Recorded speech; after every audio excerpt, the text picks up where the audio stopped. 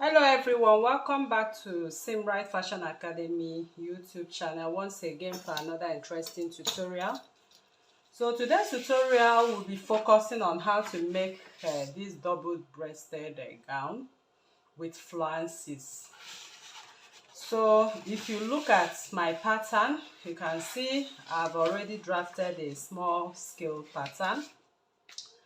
So in explaining this pattern, this is my shoulder line.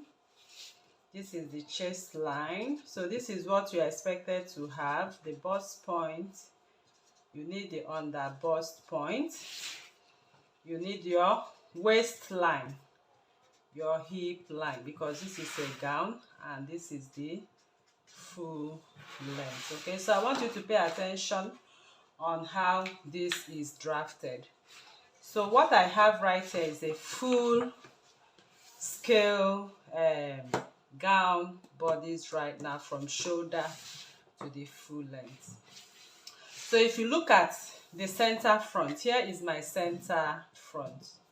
So on the center front line, I have my bust pan duplicated, okay, because the dress is going to close up on the other side of the bust pan. So this is my bust point, and I have 3 inches on the bust point.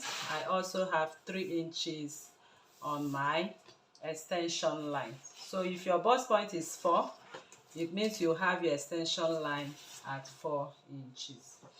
So the first thing we want to do, and if you look at the shoulder, you can see I added up my paper.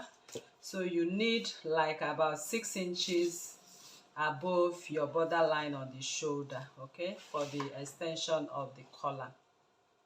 So this is the natural neckline, and we are drafting this for the front, okay. So we want to start up right now. So the first thing we want to find out is, where do you want your dress, the break-even point for your for this particular dress.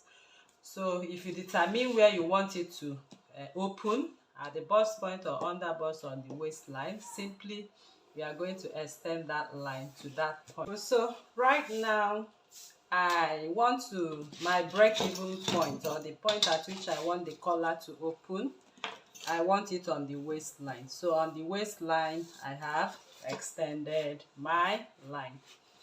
So the next thing I'm going to do is to connect my line from the neckline, as you can see, to that point, because that is where I want my collar to open. So it has to touch this line and again touch this line, okay. So it can go into a little bit, and that does not matter. So this line I have right here, I'm going to do what? Okay, let me stop it at this point. Although we will still extend it for the back, but let's leave it at that point for now. So remember that we are making a shoulder dart for this jacket, or for this gown. So I'll just find the midpoint. This is the midpoint, and I'm going to connect the midpoint all the way to the bust point. For my dart, I came down by 1 inch on my dart. Then from my from the full length line, I also came up by 2 inches, okay. So I'm going to extend that line. So remember, we have our bust dart, which we are going to create. This is a miniature drawing, so I'm just creating my bust dart using a miniature measurement. So this is the midpoint of the bust dart. I'm going to connect the bust dart all the way to this point, come out a little bit by 0.75 as we usually do, and then connect back. So if you are new to this channel, please kindly subscribe, turn on your notification bell to receive videos like this every day. Like this video, share to family and friends, and drop your comments on the comment section and your suggestions as well. So this is what we have as of this moment, and we are still on with our drafting.